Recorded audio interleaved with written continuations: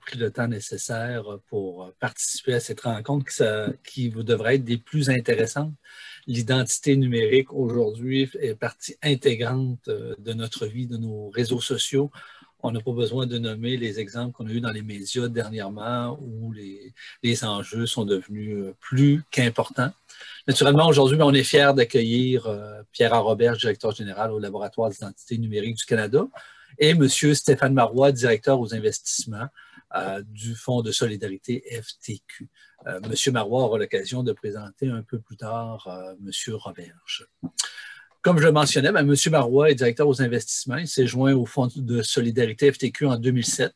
Depuis, il a œuvré dans les secteurs des technologies de l'information, de l'aérospatiale et du transport, du récréotourisme et des services financiers. M. Marois possède une riche expérience dans le domaine de l'investissement, expérience acquise au sein de différentes entreprises québécoises d'envergure, dont Bombardier, CAE et Hydro-Québec. Il siège présentement au conseil d'administration de diverses entreprises et organisations.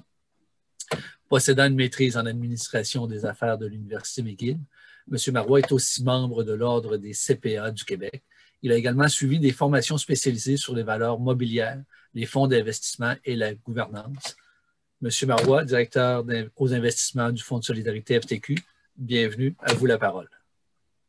Merci beaucoup. Merci. Il me fait plaisir d'être ici avec vous aujourd'hui. Merci pour la belle introduction. Je n'avais pas besoin de l'expliquer moi-même. Donc, je voulais juste mentionner, pour ceux qui ne le savent pas déjà, le Fonds de solidarité FTQ, on a une bonne équipe d'investissement dans le secteur des TI, des télécommunications. Ça fait plusieurs années qu'on investit dans ce secteur-là. Et puis, dans le fond, on est là, nous, comme vous savez, le mandat du fonds, on est là pour vous aider à bâtir votre entreprise, à monter un financement qui pourrait vous aider, soit donner de la valeur à votre entreprise, d'assurer une pérennité ou réaliser une acquisition. Donc, n'hésitez pas, si vous avez des projets de croissance qui nécessitent du financement, n'hésitez pas à me contacter ou à contacter le fonds. Donc, c'est le deuxième webinaire auquel nous participons et organisons. Le dernier a eu lieu juste avant les fêtes sur le thème de la cybersécurité. Aujourd'hui, on a un expert qui va nous parler de l'identité numérique. Le but est de savoir davantage sur ce sujet-là. Je pense qu'on a tous intérêt à comprendre ça comme citoyens et puis aussi pour vous, comme dans le cadre de votre stratégie d'entreprise. Donc, Pierre Roberge est directeur général du laboratoire d'identité numérique. Donc, le laboratoire d'identité numérique, il a fait les manchettes un peu récemment. Donc, vous avez probablement vu ça circuler. C'est quelque chose qui va nous interpeller de plus en plus. Aujourd'hui, il va nous entretenir sur c'est quoi l'identité numérique, son lien avec la cybersécurité, son adoption par les entreprises, la législation, etc. Donc, sur ça, je vous souhaite un bon webinaire et puis je passe la parole à Pierre. Bonjour à tous. J'aimerais commencer en remerciant l'AQT et le Fonds de solidarité FTQ pour l'invitation à présenter et échanger avec vous aujourd'hui sur l'identité numérique, la pierre angulaire de la cybersécurité. Alors, on commence. Le ministre délégué à la transformation numérique gouvernementale, Éric Kerr, qualifiait l'an dernier nos données personnelles de pétrole du 21e siècle. C'est probablement pour cette raison que le gouvernement du Québec parle de créer une identité numérique pour les Québécoises et les Québécois. Du coup, permettre à ceux-ci de s'identifier et de s'authentifier au moment de consommer des services de façon numérique, sécuritaire et confidentielle. De façon plus globale, l'utilisation d'identités numériques fortes, conviviales et privées est essentielle à une économie performante. C'est aussi un facteur fondamental à la cybersécurité des citoyens, de la cyber-résilience de nos institutions. L'identité numérique est la pierre angulaire de la confiance sur l'Internet. Permettez-moi de vous demander une question. Pourquoi nos gouvernements, municipalités, entreprises et les citoyens se sentent de plus en plus concernés par l'identité numérique? Je vous propose une réponse sur une note qui se veut un peu humoristique, trouvée à l'Église. Voilà. Alors, voici une photo prise au Vatican au moment de l'annonce du pape Benoît XVI en 2005. 8 ans plus tard, le Vatican annonçait un nouveau pape, le pape François. Clairement, l'impact des technologies mobiles et plus généralement du numérique ont créé une profonde transformation de notre société, de nos actions et sur les façons dont on partage nos expériences. Oups. Excuse. Voilà. Alors, qu'est-ce que l'identité numérique et où se situe-t-elle dans la stratégie de l'entreprise? En ligne, lorsqu'une personne souhaite s'engager dans un échange qui nécessite de savoir avec qui il traite, les indices sur lesquels les individus comptent dans le monde réel ne sont pas présents. Alors, comment une personne peut-elle s'identifier en ligne de façon sécuritaire, conviviale et privée? Comment devrait-on identifier nos clients? Comment devrait-on identifier nos partenaires? La réponse réside dans la mise sur place et l'utilisation de l'identité numérique forte. L'identité numérique permet de confirmer qui nous sommes de façon électronique, pas nécessairement en ligne, en toute sécurité et d'une manière qui protège nos informations personnelles. L'identité numérique est une extension des documents d'identité physique actuels tels que les passeports, les permis de conduire, cartes de citoyenneté, mais qui offre aux individus plus de confidentialité, de contrôle sur la façon dont leurs informations sont utilisées, sont partagées, tout en minimisant plusieurs menaces associées aux documents d'identité classiques, tels que le vol et la contrefaçon. J'utilise le terme d'identité numérique. Certains d'entre vous peut-être utiliser le terme identité électronique. J'y vois une différence. Une simple transformation d'un document papier ou plastique en 0 et 1 ne constitue pas une identité numérique. C'est au plus un document électronique, une bête photo sans forme de protection intégrée. Le terme numérique suggère que la chose, le document, est protégé, la plupart du temps en utilisant de la cryptographie. On parle ainsi d'identité numérique forte. Il devient alors possible de vérifier l'émetteur du document, l'authenticité du document et de s'assurer qu'il n'a pas été modifié. Pour les entreprises, l'identité numérique permet de vérifier en toute sécurité et tout en minimisant les risques associés avec la collecte d'informations personnelles et confidentielles, l'identité de clients, de futurs employés, des partenaires et des objets intelligents sur lesquels vous dépendez pour opérer.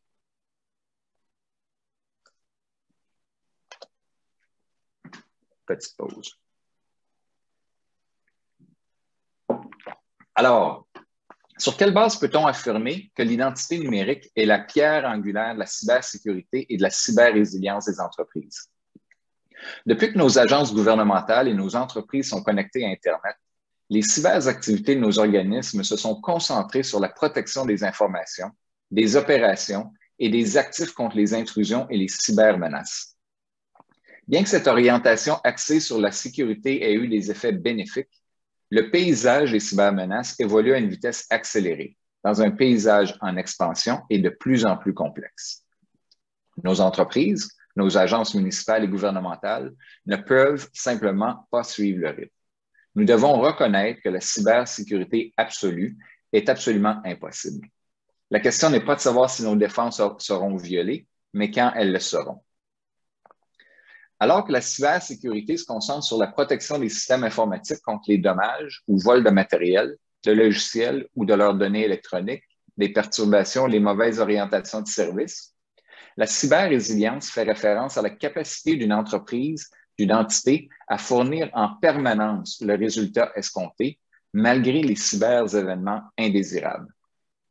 La cyber-résilience associe la cybersécurité, la continuité des activités et la résilience des organismes afin de minimiser les dommages et de continuer à fonctionner sous attaque. Il en résulte un service plus robuste, renforce la confiance des citoyens et assure ultimement la pérennité des services. Alors, quel est le rôle de l'identité numérique dans cette équation? Les interactions entre personnes, entre entreprises, entre machines et données déterminent la capacité de votre organisation à revendiquer et à ajouter de la valeur, votre capacité à interagir. Dans ces interactions, qui se connecte avec qui? comment sauriez-vous quel client, quel employé, quel système et processus interface avec quelles données et s'ils sont autorisés à le faire? Comment savoir si les capteurs intelligents sur lesquels vous comptez ne sont pas compromis, que les informations qu'ils transmettent n'ont pas été réacheminées ou manipulées à d'autres intérêts extérieurs? Sans une solide fondation d'identité numérique, et ça s'applique aussi aux machines, aux objets connectés, aux infrastructures, avec eux et entre eux, vous ne pouvez pas répondre à ces questions. Et cela, de nos jours, constitue une menace existentielle pour votre entreprise. Une menace qui peut entraver votre capacité à ajouter de la valeur et qui va nuire aux relations de confiance que vous avez établies avec vos clients, employés et fournisseurs.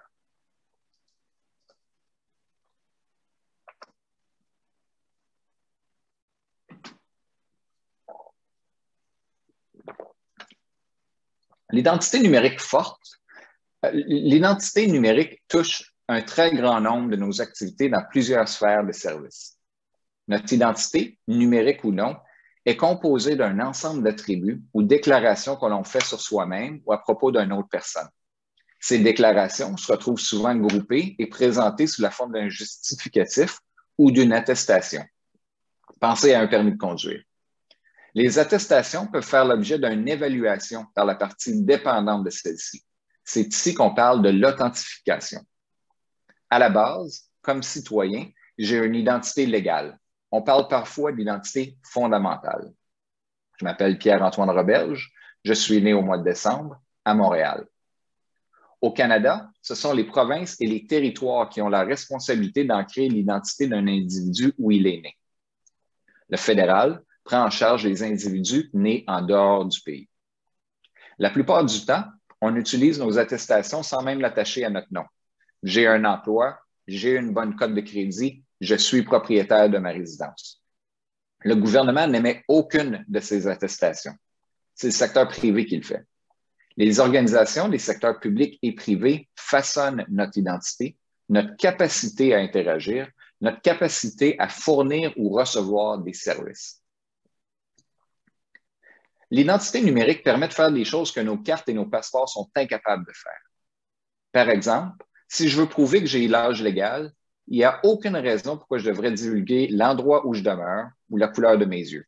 On appelle ça de la divulgation sélective. Avec l'identité numérique, il est même possible de démontrer qu'on a plus que 18 ans sans partager notre date de fête. On parle ici de preuve à divulgation nulle de connaissances.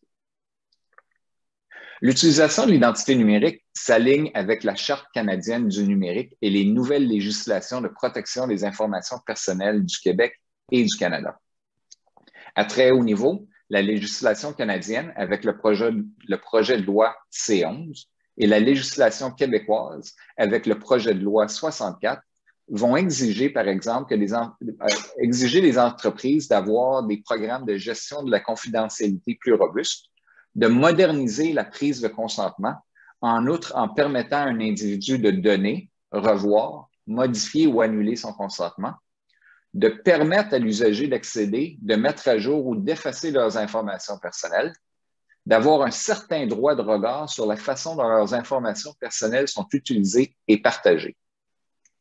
L'utilisation de l'identité numérique va faciliter, simplifier et va permettre de démontrer que votre entreprise rencontre les exigences de la loi, tout en fournissant une expérience usagée conviviale et sécuritaire, au grand plaisir de vos clients, de votre conseil d'administration et de vos investisseurs.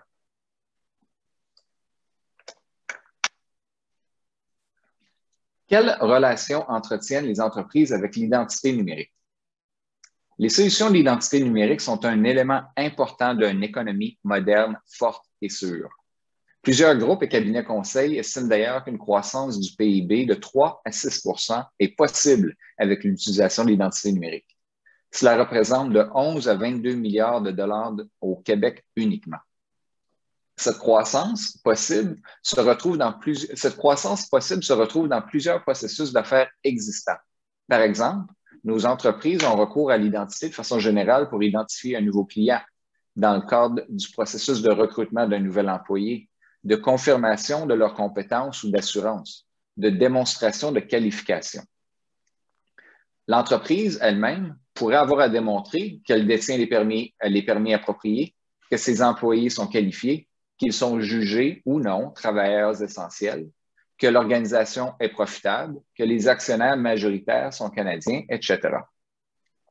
Ce sont tous des aspects où l'utilisation de l'identité numérique peut accélérer la vitesse des processus, réduire les coûts d'opération, augmenter la sécurité, réduire les risques de fuite de données. Ceci dit, les experts dans le marché sont d'accord sur le fait qu'il n'y aura pas de solution unique pour l'identité numérique. Le marché adoptera des solutions différentes, dépendant de l'industrie, du cas d'utilisation ou de la place d'affaires. Entre l'émission d'identifiants des différents départements et ministères, des paliers de gouvernement, des 14 provinces et territoires, des municipalités, des entreprises au Québec, au Canada et en Amérique du Nord, je pense que vous pouvez comprendre pourquoi. On observe aussi une séparation entre les solutions utilisées par les émetteurs et ceux qui sont utilisés par les services qui consomment l'identité numérique.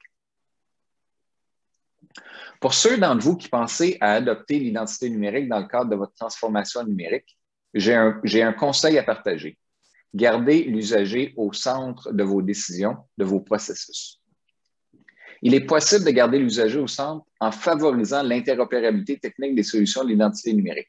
Ça s'applique au niveau des justificatifs, des systèmes et des modèles de gouvernance.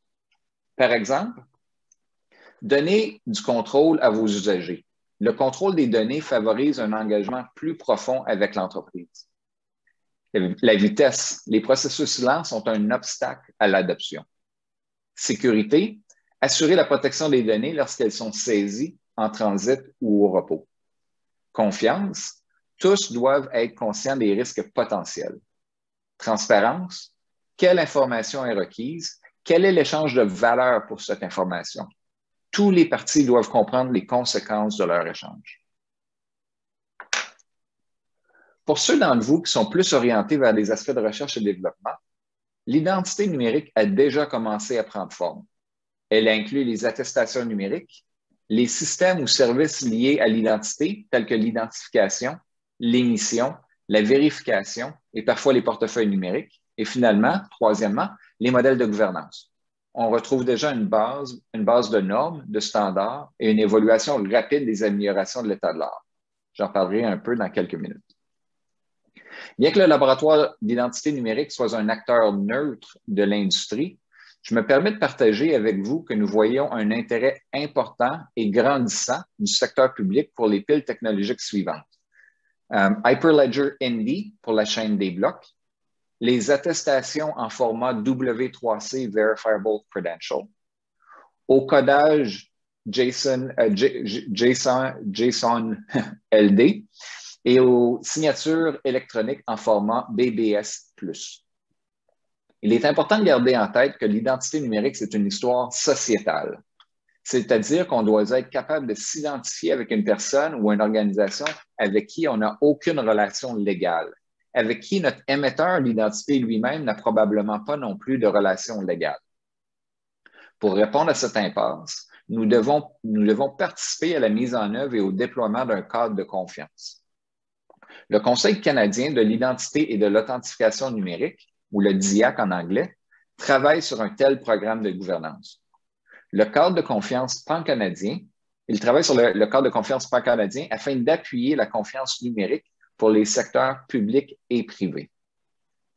Le cadre de confiance pan-canadien décrit les rôles, les services et les exigences afin d'assurer l'alignement, l'interopérabilité et la confiance des solutions d'identité numérique qui sont destinées à fonctionner au-delà des frontières organisationnelles, au-delà des frontières industrielles et juridictionnelles. Ensuite, du cadre de confiance, il est important aussi de s'assurer de la conformité et de l'interopérabilité technique des solutions d'identité numérique. Sans quoi, les avantages de sécurité des avantages de sécurité liés à l'utilisation numérique pourraient créer leurs propres enjeux en limitant la place d'usage d'un justificatif. Résultat en des dédoublements de fonctions importantes, création de nouveaux silos de type numérique entre départements, entre municipalités et organisations. et des histoires à répétition de fuite de renseignements personnels. On peut faire mieux.